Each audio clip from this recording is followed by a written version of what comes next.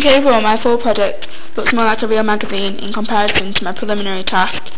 To do so, I've gone through using very intelligent software and researched more deeply into how a magazine should look and what its purposes are. When looking at the generic conventions of a magazine, I can see that I have followed them by using a large masthead, a large image, a barcode, full quotes, and taglines, etc. The colour theme on preliminary task doesn't really match, and the text use isn't easily legible. As well, it looks fairly childish. Also, the masthead on my preliminary task is of poor quality, as I hadn't used the programme before.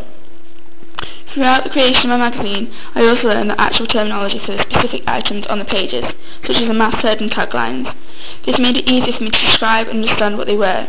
By knowing this, it also meant that I could make a tagline, for example, of high quality, as I knew its purpose was to draw the reader in. I used full quotes too on my full product to create more attention and follow more conventions. After completing my final product, I can see the skills that I have learned in using software has also increased, as well as I can see now what looks professional and what are the best edits, the moves, or the themes.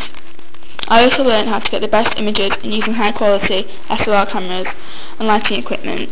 This meant I could get photos of high quality and become more confident in asking my models how to stand, or use facial expressions or body language to how I wanted, and wear the right clothing for the image too.